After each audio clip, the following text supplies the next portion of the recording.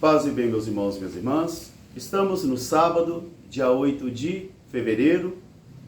Hoje a igreja celebra a memória de São Jerônimo Emiliani, chamado também de o apóstolo dos pobres. Ele viveu de 1486 a 1537. E dentre aquelas grandes figuras sensíveis ao sofrimento e às pobrezas, figura também este homem cristão, que quis, entretanto, também morrer dentre os pobres.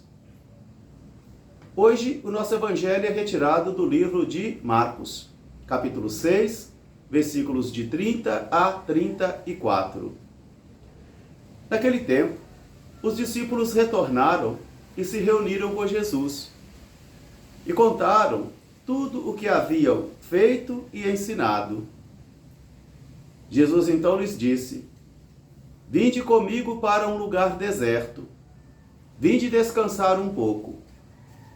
Realmente era tanta gente que chegava e saía, que eles não tinham nem tempo para poder almoçar. Jesus entrou numa barca com os discípulos e remaram para um lugar deserto e solitário. Mas as pessoas reconheciam Jesus e reconheciam também os seus discípulos. Por isso elas corriam na frente, percebendo o lugar onde eles iriam, e chegaram primeiro do que eles. Quando Jesus desembarcou, ele avistou uma grande multidão, e ele teve compaixão daquela multidão, porque vivia como ovelhas que não têm pastor. Palavra da salvação. Meus irmãos, minhas irmãs, novamente estamos aqui diante do mistério da palavra de Deus. E cada vez que mergulhamos na palavra de Deus, uma mensagem nova sempre vai surgir, como aquilo que Jesus nos ensinou.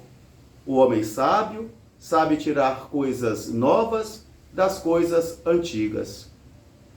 Porque a maturidade espiritual, minha e sua também, vamos atingindo com o passar do tempo, com as provações, com as fidelidades, com as perseveranças, com a esperança. E são justamente nesses tempos de prova que eu e você vamos atingindo a nossa maturidade espiritual. E ninguém cresce na alegria, ninguém cresce na facilidade, mas nós crescemos quando somos colocados em prova. Por isso, hoje, na primeira leitura, ainda retirado do livro aos Hebreus, o autor sagrado começa agora a apresentar como viver a fé cristã, como praticar a fé cristã.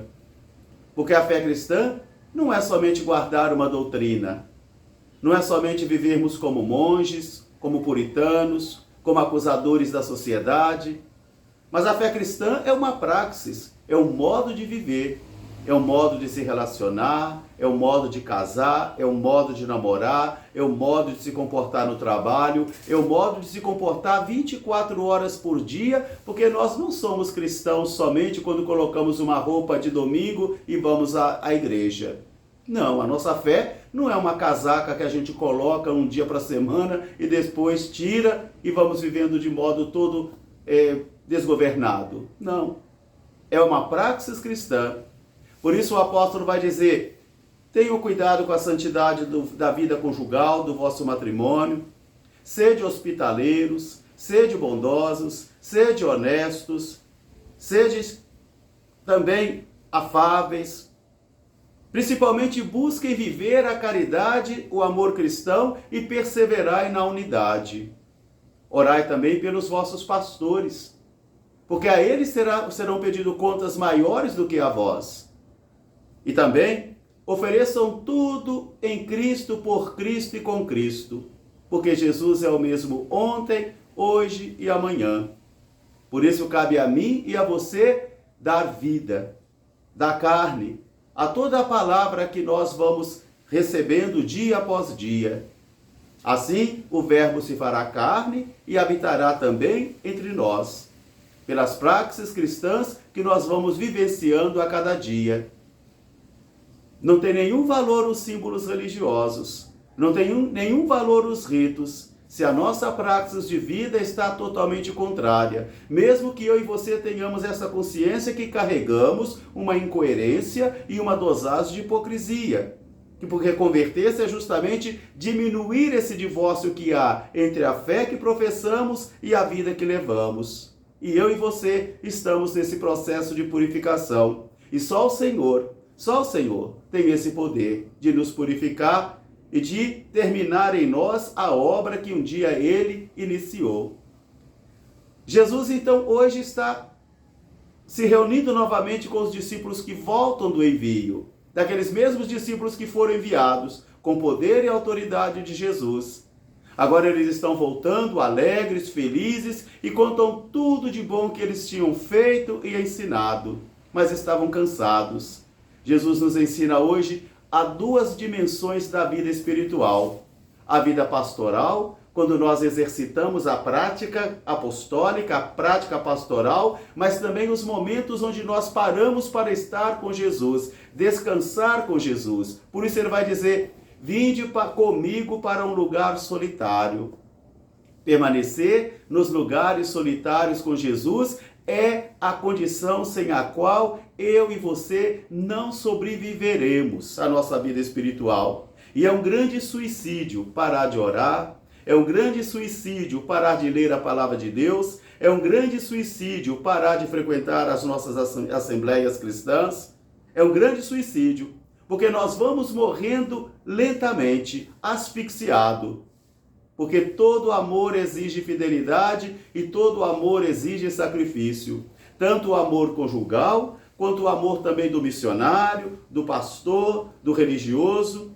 Todos necessitamos, oferecer tanto a fidelidade quanto também o sacrifício. Mas para isso é preciso estar a sós com Jesus. Não é que somos monges separados do mundo, não.